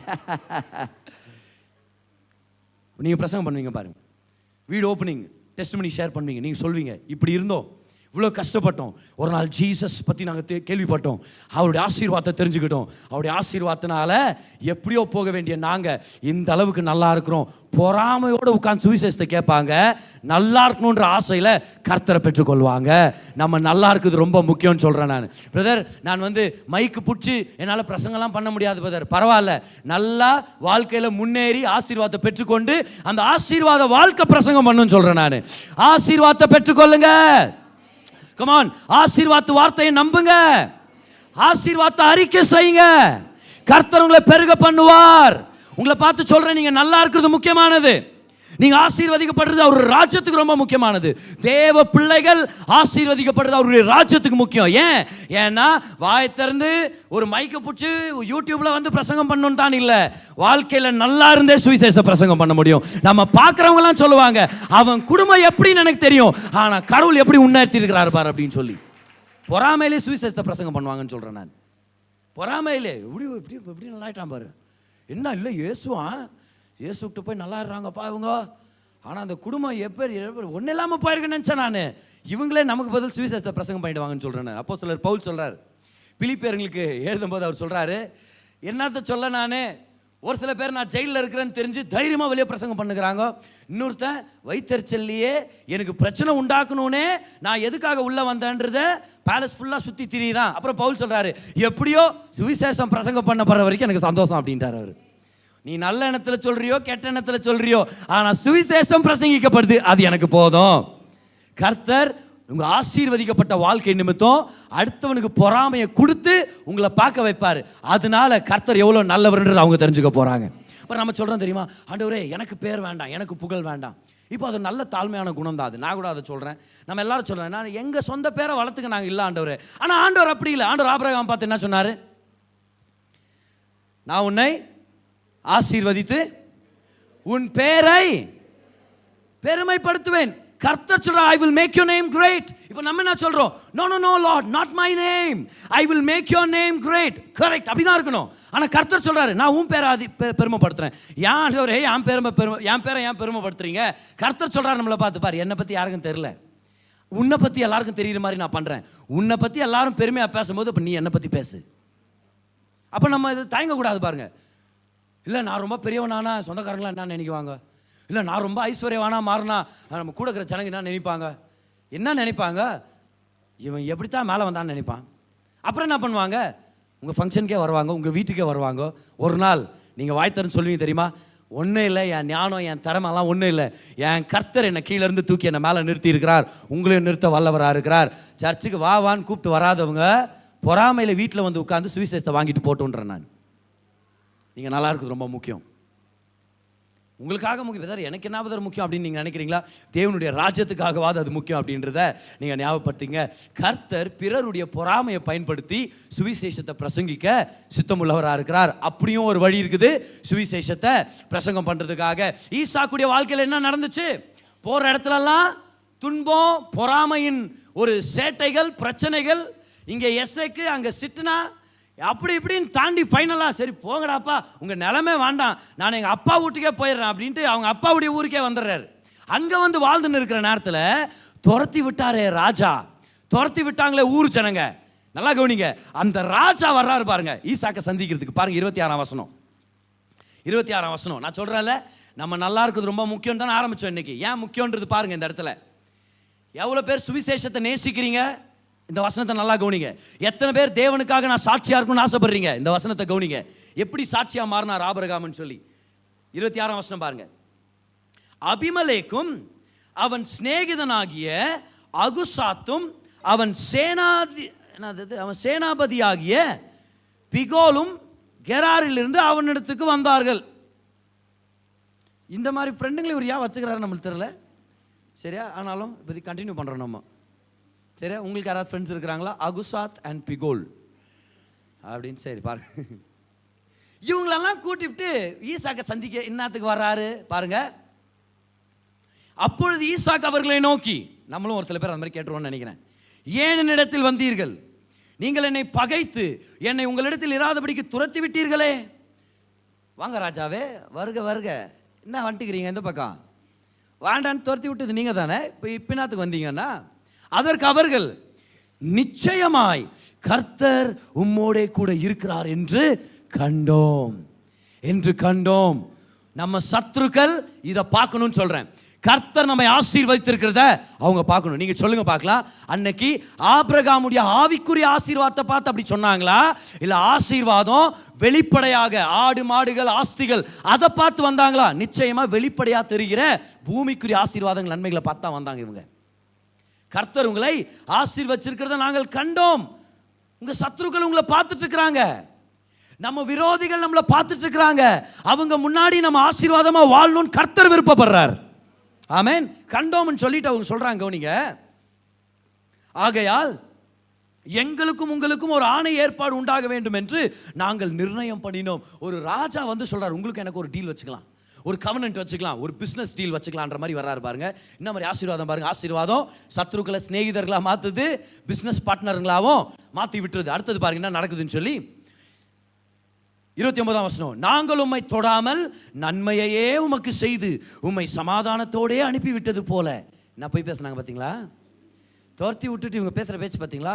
எப்படி உங்களை சமாதானமாக அனுப்பி விட்டணும் பாருங்க பிரதர். எப்படி உங்களை நான் சமாதானம் அனுப்பி விட்டேன்னா என்ன அர்த்தம்? பயந்துட்டாங்கன்னு அர்த்தம். கரெக்டாக இல்லையா? பயந்துட்டாங்க. ஏன்னா இப்போது ஈசாக்கூட ஏரியாவுக்கு வந்துக்கிறாங்க. ஈசாக்கு ஆசீர்வதிக்கப்பட்டவர்னு தெரியும். இவர் என்ன துரத்தி விட்டாலே ஒரு நல்லா இருப்பாருன்னு தெரியும். பயந்துட்டாங்க. பயந்துட்டு பொய்ய வேற மன்னது. அந்த நேரத்தில் உம்மை சமாதானத்தோடு அனுப்பிவிட்டது போல நீரும் எங்களுக்கு தீங்கு செய்யாதபடிக்கு உம்மோடே உடன்படிக்கை பண்ணிக்கொள்ள வந்தோம். எல்லாரும் கடைசி ஸ்டேட்மெண்ட்டை சத்தமாக படிங்க. நீர் கர்த்தரால் ஆசீர்வதிக்கப்பட்டவராமே. அப்படின்னா என்ன அர்த்தம்? ஆசீர்வதிக்கப்பட்டவராமேனா என்னது?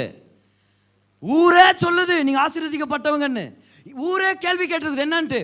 அங்க பாரு, பஞ்ச காலத்தில் நாங்களாம் எகிப்துக்கு போயிட்டாங்க சொந்தக்காரங்களாம். இவர் பஞ்சம் பழிக்க வந்தவர் 100 மடங்கு பலனை அனுபவிக்கிறாரு. அந்த இடத்துல கிணறு தோன்றாரு, தண்ணி வருது. அங்கே விட்டுட்டு இன்னொரு கிணத்துக்கு போறாரு, அங்கேயும் தண்ணி வருது. 2 இடத்துலையும் வானவே வாண்டான்னு துரத்தி விட்டா அவன் ஊரில் போய் இன்னும் நல்லா இருக்கிறான். என்னடா அது இவரது பிரச்சனைனா எல்லாரும் சொல்ல ஆரம்பிச்சாங்க, கர்த்தரால் ஆசீர்வதிக்கப்பட்டவர், கர்த்தரால் ஆசீர்வதிக்கப்பட்டவர். அப்போ சுத்து வட்டாரத்தில் இருக்கிற தேசங்கள் ஈசாக்க என்னன்னு கூப்பிட்டுச்சு?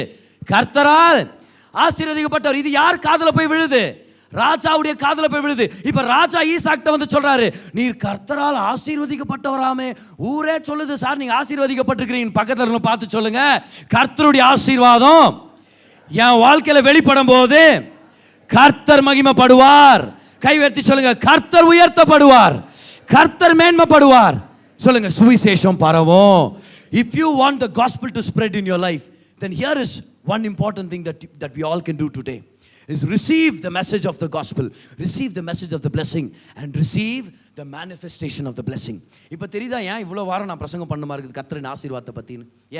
ஏன் ஆசீர்வாதம் நம்ம வாழ்க்கையில் பெருக பெருக பெருக முதலாவது பொறாமை வரும், நம்மளை துரத்தி விடுறது, நம்மளை பற்றி தப்பாக பேசுறது எல்லாம் வரும். எல்லாம் சகிச்சுக்குங்கன்னு சொல்கிறேன் நான், கவலைப்படாதீங்க. யாரோ ஒருத்தன் துரத்தி விட்டதுனால ஆசீர்வாதம் கம்மி ஆகுறது இல்லை. யாரோ ஒருத்தர் தப்பாக பேசுறதுனால நம்ம ஒன்றும் தப்பாக போயிடுவோன்னு அர்த்தம் இல்லை. பேசட்டும். யார் யார் பேசுகிறாங்களோ அவங்க வாயிலிருந்து வரப்போகிற வார்த்தை சீக்கிரமாக என்னவா இருக்கும் தெரியுமா? நீர் கர்த்தரால் ஆசீர்வதிக்கப்பட்டவராமே. யார் யார் தப்பா பேசினாங்களோ அவங்க எல்லாரும் உங்க ஆசீர்வாதத்துக்கு சாட்சியாக மாறுவார்கள். அதான் சுவிசேஷம். கர்த்தர் உங்க பேரை பெருமைப்படுத்துவார். அது நிமித்தம் கர்த்தர் அவருடைய நாமத்தை மகிமைப்படுத்துவார். கர்த்தரை யாருக்கும் தெரியல பாருங்க, நிறைய பேர் இந்த உலகத்தில். ஆனால் உங்களை தெரியும் உங்கள் நண்பர்களுக்கு. அப்போ உங்களை பார்க்குறாங்க, நீங்கள் வளர வளர உங்களை உத்து பார்க்குறாங்க. நீங்கள் ரொம்ப வளரும் போது கேள்வியோடு பார்க்குறாங்க. ஒரு நாள் மகா பெரியவனான ஒன்று உங்கள்கிட்ட வந்து கேட்டுறாங்க, பாரு என்ன கேட்டுனுக்குறேன்ப்பா, எப்படிப்பா அதெல்லாம் எப்படிப்பா உனக்கு என்ன பெரிய இடத்துல ஆட்கள் தெரியுமா? தெரியும் சார், நான் போய் ரூமில் கதவை சாத்தினேன்னா பெரியவர்கிட்டே பேசினு இருப்பேன் டைரெக்டாக. நான் எப்படிப்பா இந்த மாதிரி இருக்கிற நீ, என்ன ரகசியம்? எதனாவது புக்கு எதனா வாங்கி படிச்சியா? பச்சம்பா, வாங்க நானும் உங்களுக்கு அந்த புக்கு கொடுக்குறேன். Matthew, Mark, Luke, John, so complete Bible. இந்த வேதத்தில் கர்த்தர் என்னோட பேசியிருக்கிறாரு. நான் எவ்வளோ நல்லா இருக்கும்னு கர்த்தர் சொல்லியிருக்கிறாரு. எனக்கு ஏசு என்ன நான் செஞ்சார்னு சொல்லி கொடுத்துருக்கிறாரு. பார், எனக்கு தெரியும் உனக்கு என்ன பிடிக்காதுன்ட்டு, ஆனால் உனக்கு நான் சொல்லி கொடுக்குறேன். என்ன ஆசீர்வச்ச கர்த்தர் உன்னை ஆசீர்வதிக்க வல்லவராக இருக்கிறார். நம்ம நல்லா இருக்கிறது எவ்வளோ முக்கியம் பார்த்தீங்களா தேவனுடைய ராஜ்யத்துக்கு? இன்னைக்கு ஆசீர்வாதம் பிரசங்கம் பண்ணும்போது எனக்கு ஏன் பிரதர் அவ்வளோ வார ஆசீர்வாத பிரசங்கம் போதும் பிரதர், ஏதோ ஒரு வாரத்தில் ஒரு சின்ன குடிசையில் இருந்து அப்படியே ஒரு அரை வயிற்று கஞ்சியோட என்னுடைய மோட்சத்துக்கு போய் சேர்றது எனக்கு போதும் அப்படின்னு நீ உட்கார்ந்துட்டு இருந்தீங்கன்னா, நீ கர்த்தர் உங்களை பார்த்து சொல்கிறார், அப்போ நீ சுவிசேஷத்தை எப்படி பிரசங்கம் பண்ண போகிறேன்னு கர்த்தர் கேட்குறாரு. யோசிச்சு பாருங்க, நம்ம குடும்பத்தை நம்ம ஒழுங்காக கவனிச்சுக்காம நம்மளே கஷ்டத்து மேலே கஷ்டத்தை அனுபவிச்சு பிரசங்கம் பண்ண யாராவது கேட்பாங்களா? நம்ம பிள்ளைகள் சரியாக படிக்காமலோ இல்லைனா நம்ம பிள்ளைகள் நல்ல போட்டுக்கிற நல்ல துணி கூட இல்லாமல் சாப்பிட்றது சாப்பாடு இல்லாமல் இருக்கிறான், நீங்கள் போய் பிரசங்கம் பண்ணுறீங்க. கர்த்தரை நம்புங்கள், அவர் வாழ வைப்பார். அது சொல்லார், உன்னையே வாழ வைக்கல என்ன எப்படி வாழ வைப்பார்? வருவாங்களா யாராவது சொல்லுங்க பார்க்கலாம்? இந்த நேரத்தில் வரமாட்டாங்க. அதனால தான் சொல்கிறேன், தேவ பிள்ளைகள் நல்லா இருக்கணும்னு சொல்கிறேன் நான். அப்புறம் என்னுடைய மிகப்பெரிய விருப்பம் என்னன்னு நான் கொஞ்ச நாளுக்கு முன்னாடி ஆண்டவர்கிட்ட கேட்டிருந்தேன். ஆண்டவரே என்னுடைய தரிசனம் என்ன? இந்த மாதிரிலாம் கேட்கணும். நம்ம ஊழியத்தில் இவ்வளோ நாள் வந்துட்ட பிறகு கூட கேட்குறீங்களா பதர்? நான் நிறைய டைம் கேட்குறேன் ஆண்டவர்கிட்ட, எனக்கு என்ன ஆண்டவரே தரிசனத்தை வச்சிருக்கிறீங்க? சுவிசேஷத்தை பிரசங்கம் பண்ணுறது, இயேசுவை உயர்த்துறது, இதெல்லாம் நம்ம செஞ்சுட்டு இருக்கிறோம். ஆனால் என் உள்ளத்தில் ரொம்ப ஆழமாக ஒன்று இருக்குது. என் கூட இருக்கிற அத்தனை வாலண்டியர்ஸ் டீம், நம்ம மியூசிஷியன்ஸ் அத்தனை பேருக்கும் தெரியும் பாருங்க, அத்தனை பேருக்கு தெரியும். நான் அப்பப்போ ஒரு விஷயம் சொல்லுவேனா, அது என்ன சொல்லுவேன் தெரியுமா? ஜனங்களுடைய வாழ்க்கை மாறணும், ஜனங்களுடைய வாழ்க்கை நல்லா இருக்கணும், தேவ ஜனங்க நல்லா இருக்கணும். என்கிட்ட ஒன்று நீங்கள் கேட்டிங்கன்னா அது சொல்லுவேன் பாருங்க, தேவனுடைய பிள்ளைகள் நல்லா இருக்கணும். நான் ஏன் பிரசங்கியாராக மாறினேன்? தேவனுடைய பிள்ளைகள் நல்லா இருக்கணும், அவருடைய பிள்ளைகள் ஒரு குறைவில்லாமல் வாழணும், பண விஷயத்தில் ஆவிக்குரிய விஷயத்தில் எதுலையுமே குறைவில்லாமல் வாழணும். தான் கர்த்தருடைய திட்டமும் கூட. Amen. Every believer must be well. இப்போ ஆசீர்வாதம் ஒன்று இவர் வெறும் கார் பங்களான்னு பேசுவார் நினைக்காதீங்க, அதுவும் இருக்குது, அதையும் பேச போகிறோம் நம்ம. ஆனால் இயேசு கிறிஸ்துவை அறிந்து கொள்வது மிகப்பெரிய ஐஸ்வர்யம். அவர் யாருன்னு வேதத்தை திறந்து போது தெரிஞ்சுக்கிறோம் பாருங்க, அது மிகப்பெரிய ஐஸ்வர்யம். நான் சொல்றேன், நீங்க பைபிள் படிக்கும் போது கர்த்தர் உங்களோட பேசுறாரா, யூ ஆர் பிளெஸ்ட். வேற ஏதாவது ஈடு கொடுக்க முடியுமா? அதுக்கு சொல்லுங்க பார்க்கலாம். ஒரு பிரசங்கத்தை கவனிக்கிறீங்க, கர்த்தர் உங்களோட பேசுறாரு, இதுக்கு ஈடு கொடுக்க இந்த உலகத்துல எதையால முடியுமான்னு சொல்லுங்க பார்க்கலாம். Can anything compete with that? No. Receiving the revelation of the Lord is a great blessing. Amen. Knowing Jesus, hearing the voice of the Holy Spirit. Brother, என் பிசினஸ்ல ஆவியானுடைய குரல் எனக்கு கேக்குதுன்னு எத்தனை பேர் சொல்றீங்க? You are blessed. You are blessed. குடும்பம் ஆரோக்கியமா இருக்குது, உங்க குடும்பம் ஒற்றுமையா ஆரோக்கியமா இருந்துச்சுன்னா that is a blessing. எவ்வளவு பெரிய ஆசீர்வாதம் இது. பிரதர், கணவன் மனைவி பிள்ளைகள் நாங்க ஒற்றுமையா இருக்கிறோம், ரட்சிக்கப்பட்டிருக்கிறோம், ஆரோக்கியமா இருக்கிறோம். எத்தனை பேர் அந்த மாதிரி சொல்ல முடியும்? அது ஆசீர்வதிக்கப்பட்ட ஒரு வாழ்க்கை. மறந்துடாதீங்க இருக்கிற பிரச்சனைகள், அந்த ஆசீர்வாதத்தை மறந்துடாதீங்கன்னு சொல்றேன் நான். அடுத்தது உடல் ஆரோக்கியம். பிரதர், வியாதியெல்லாம் ஜெயிச்சு நான் நல்லா இருக்கிறேன் அப்படின்னு எத்தனை பேர் சொல்றீங்க? அது எவ்வளவு பெரிய ஆசீர்வாதம். நல்ல நட்புகள், எத்தனை பேருக்கு நல்ல நண்பர்கள் இருக்கிறாங்க? நல்ல யோக்கியமான நோக்கமுடைய நண்பர்கள், ஞானமுள்ள நண்பர்கள், கர்த்தர் கொடுத்திருக்கிற ஆசீர்வாதம் சொல்றேன் நான். எத்தனை பேருக்கு நல்ல சபைக்கு வந்துட்டு இருக்கிறீங்க? நல்ல சபை, ஹalleluya, நல்ல போதகர்கள், அருமையான பிரசங்கியார்கள், அருமையான வர்ஷிப் லீடர்ஸ், அருமையான ஊழியத்துடைய டீம், நம்மளை வெல்கம் பண்ற டீம், நம்மளுடைய பிள்ளைகளை பார்த்துக்கொள்ற டீம், அருமையான ஒரு சர்ச்சில் இருக்கிறோம். இது ஒரு ஆசீர்வாதம். This is a blessing. ஆமென். அப்போ இவ்வளோ ஆசீர்வாதங்கள் மத்தியில் ஐஸ்வர்யத்தை மட்டும் அப்படி விட்டுருணுமா? நம்ம அப்படியே அதையும் பிடிச்சிக்கலான்ற, அதுவும் நம்மளுக்கு சொந்தம் தானே. நான் சொல்றேன், கடன் வாங்குறவங்களா இல்லாம கடன் கொடுக்குறவங்களா கர்த்தர் மாத்துவார். கடன் கொடுக்குறோன்னா என்ன அர்த்தம்? என் தேவைக்கு மேல எனக்கு பணம் சந்திக்கப்பட்டு நான் சேர்த்து வச்சு, சொத்து சேர்த்து வச்சு இன்னும் மிச்சம் வச்சிருக்கிறேன் தானம் தர்மம் பண்றதுக்காக, அதை நான் கொடுக்க போறேன். ஹல்லேலூயா. தான் கர்த்தருடைய ஆசீர்வாதம். நம்ம நல்லா இருக்கிறது கர்த்தருக்கு ரொம்ப முக்கியம். அதனால கர்த்தர் வைத்தறிச்சல் எழுப்புவார்ன்ற நான் அர்த்தம் உங்களுக்கு. நீங்க என்ன நம்ப மாட்டேங்கிறீங்க. இந்த வசனத்தை பாருங்க, எரேமியா 33:9 வசனத்தை பாருங்க. எரேமியா 33:9. கர்த்தர் இஸ்ரவேல் ஜனங்களை பத்தி என்ன அருமையா பேசுறாருன்னு பாருங்க. அவர் சொல்றாரு, நான் அவர்களுக்கு செய்யும் நன்மையை எல்லாம் கேட்க போகிற பூமியின் எல்லா ஜாதிகளுக்கு முன்பாக அது எனக்கு மகிழ்ச்சி உள்ள கீர்த்தியாயும் புகழ்ச்சியாயும் மகிமையாயும் இருக்கும். நான் அவர்களுக்கு அருளி செய்யும் எல்லா நன்மை நிமித்தம், எல்லா சமாதானத்தின் நிமித்தமும் இவர்கள் பயந்து நடுங்குவார்கள் என்று இஸ்ரவேல் தேவனாகிய கர்த்தர் சொல்லுகிறார். அவர் சொல்றாரு, என் ஜனங்களை வாழ வைக்கிறேன் பாரு, நான் வாழ வைக்கும் போது சுத்து வட்டாரத்தில் இருக்கிற ஜனங்க அப்படியே பயந்து நடுங்குவாங்க. என்னடா அவங்க கடவுள் இவ்வளோ பயங்கரமானவராக நடுங்குவாங்க அப்படின்றாரு. கர்த்தருடைய வழி இது பாருங்க. ரோமர் 10:19 பாருங்க. இஸ்ரவேல் ஜனங்க ரட்சிக்கப்படல. இஸ்ரவேல் ஜனங்க, பவுல் இந்த லெட்டர் எழுதும் போது இஸ்ரவேல் ஜனங்க இயேசுவை ரிஜெக்ட் பண்ணிட்டாங்க பெரும்பாலும். அப்ப அவர் சொல்றாரு, புறஜாதிகளுக்கு போய் பிரசங்கம் பண்ணுன்றாரு. புறஜாதிகள் நிறைய பேர் ரட்சிக்கப்படுறாங்க. அப்ப பவுல் சொல்றாரு, இஸ்ரவேலர் அதை அறியவில்லையா என்று கேட்கிறேன். கர்த்தர் நல்லவர் இஸ்ரவேலுக்கு தெரியாதா? முதலாவது மோசே, எனக்கு ஜனங்கள் அல்லாதவர்களை கொண்டு, நம்மளை பத்தி பேசுறாரு, புறஜாதிகளை பத்தி பேசுறாரு, நான் உங்களுக்கு எரிச்சல் உண்டாக்குவேன். கர்த்தர் எப்படி கொண்டு வர்றாரு? அவர் நல்லவர்னு எரிச்சல் உண்டாக்குறாரு. அவருடைய ஜனங்களை பார்த்து சொல்றாரு, என்னது நீ என்ன நம்ப மாட்டியா? உனக்காக என் மகனை அனுப்புறேன், மேசியா அனுப்ப நம்ப மாட்டியா நீ? சரி, நீ என்ன நம்பல, என்னை தேடாத ஜனங்களை ஆசீர்வதிக்கிறேன் பாரு, இப்ப அவங்கள ஆசீர்வதிக்கிறேன், இப்ப பார்த்து தெரிஞ்சுக்க நான் எவ்வளவு நல்லவர். ஆண்டு சொல்றாரு, இப்போ உனக்கு எரிச்சல் ஆகுதான்னு கேட்கிறாரு. இந்த இடத்துல வைத்தறிச்சல் கூட போட்டுக்கலாம் நம்ம. இப்ப பொறாம வருதா உனக்கு? அவருடைய கடவுள் தானே நானு, உன் கடவுள் தானே முதல் நானு. இன்னொரு வருஷத்தை பார்க்கலாமா?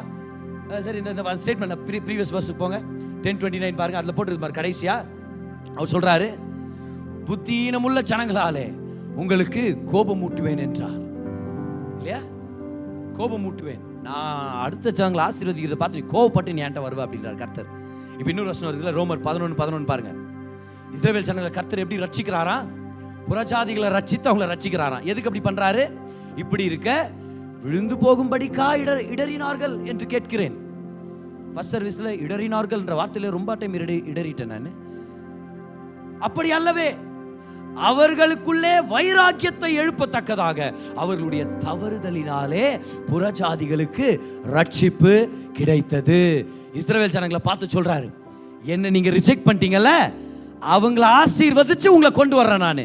ஏன்னா அவங்கள ஆசீர்வதிக்கும் போது நீ கேட்ப அவங்கள்ட்ட போய், எப்படி சார் இவ்வளவு நல்லா இருக்கிறீங்க, உண்மையான கடவுளுடைய பிரமாணங்களை பெற்ற நாங்க இருக்கிறத விட நீங்க நல்லா இருக்கிறீங்களே. அப்ப நம்ம சொல்லுவோம், உங்க கடவுளால தான் நாங்க நல்லா இருக்கிறோம்.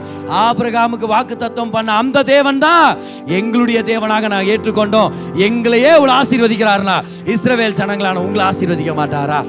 பொறாமையை கொண்டு கர்த்தர் சுவிசேஷத்துக்கான ஒரு வழியை கொண்டு வருகிறார். பக்கத்தில் இருக்கிற பார்த்து இப்ப சொல்லுங்க பார்க்கலாம், நம்ம நல்லா இருக்கிறது ரொம்ப முக்கியம் சொல்லுங்க பார்க்கலாம். இந்த பிரதர் வெறும் நல்லா இருக்கணும் பிரசங்கம் பண்றாரு, சுவிசேஷத்தை பிரசங்கம் பண்ணுங்கன்னு பண்ண மாட்டேங்கிறாரு அப்படின்னு சொல்றீங்களா? அதை இப்பதான் சொன்ன பாருங்க. நீங்க நல்லா இருக்கிறதே ஒரு சுவிசேஷ பிரசங்கம். நம்ம நிலங்களை வாங்கி, வீடுகளை வாங்கி, பிள்ளைகளை நல்லா படிக்க வச்சு, எந்த இடத்துல விழுந்து போடுமோ, அவமானப்பட்டோமோ, எங்க ஜனங்க நம்ம எந்திரிச்சு நிக்க மாட்டோம்னு நினைச்சாங்களோ அங்கேயே கர்த்தருடைய ஆசீர்வாத சகாயத்தை பிடிச்சு அப்படியே மேலே ஏறி வந்து தலை நிமிர்ந்து வாழும் போது ஊர் உலகமே பார்த்து சொல்லு, ஹே எப்படிப்பா? நம்ம சொல்றோம் ஆசீர்வாதம், கர்த்தரால் ஆசீர்வதிக்கப்பட்டவராமே. ஊரே நம்மளை பார்த்து சொல்லும் பாருங்க, கர்த்தரால் ஆசீர்வதிக்கப்பட்டவராமே. இவரோட நம்ம ஒரு பார்ட்னர்ஷிப்குள்ள போகலாம். நம்ம ஜனங்க, தேவ ஜனங்க நல்லா இருக்கிறது கர்த்தருடைய சித்தம். அதான் சுவிசேஷம் பரவுறதுக்கு மிக முக்கியமான டூல். ஆமென். அப்போ மைக்கு பிடிச்சி பிரசங்கம் பண்ணலன்னா கவலைப்படாதீங்க, நல்லா வாழ்ந்து அந்த நல்ல வாழ்க்கையை பிரசங்கமா மாற்றும்னு சொல்றேன் நான். ஹல்லேலூயா. இன்னைக்கு அதனால தான் அந்த மெசேஜ் டைட்டில் படிங்க பார்க்கலாம். ஆசீர்வதிக்கப்பட்ட வாழ்க்கை ஒரு வல்லமையான சாட்சி. இன்னொரு தடவை சொல்லுங்க சத்தமா, ஆசீர்வதிக்கப்பட்ட வாழ்க்கை ஒரு வல்லமையான சாட்சி. நம்ம சர்ச்சில் ரிசீவ் பண்ண ஒரு சில டெஸ்டிமனிஸை உங்களுக்கு நான் வாசிக்கணும்னு விருப்பப்படுறேன். அருமையான சகோதரி அஸ்வினி அவர்கள் அவங்க அனுப்பியிருக்கிற டெஸ்டிமனி பாருங்க. Hello pastor, hope you and your family are doing good. Just wanted to share a glad news that I got a fixed permanent appointment in Baptist Hospital today. அவங்க நர்சிங் உடைய தொழிலில் இருக்கிறாங்க, உத்தியோகத்தில். அவங்க சொல்றாங்க, இவ்வளவு நாள் டெம்பரரியா இருந்த எனக்கு பெர்மனன்ட் அப்பாயின்மெண்ட் கிடைச்சிருச்சு. One of the best hospitals பாருங்க, பேப்டிஸ்ட் ஹாஸ்பிட்டல்ல. அது மட்டும் இல்ல, என்னுடைய சம்பளத்தை 15% அதிகரிச்சிருக்கிறாங்க. I thank God for blessing my hands.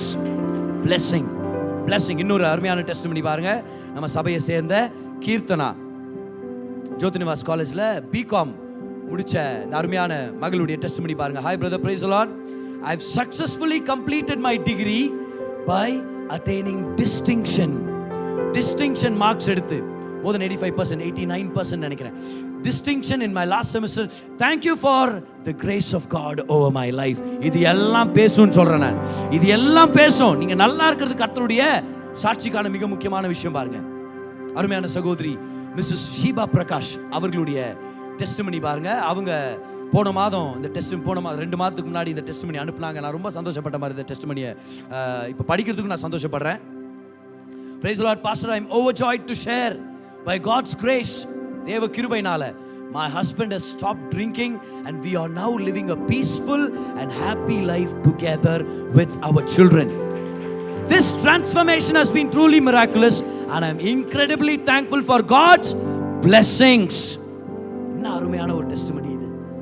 என் கணவர் குடிப்பழக்கத்துலேருந்து வெளியே வந்துட்டார். நாங்களும் என் கணவரும் பிள்ளைகளும் ஒற்றுமையா சந்தோஷமா சமாதானமா வாழ்ந்துட்டு இருக்கிறோம். அருமையான ஒரு டெஸ்டிமனி பாருங்க. இதான் கர்த்தருடைய ஆசீர்வாதத்துடைய மேன்மை.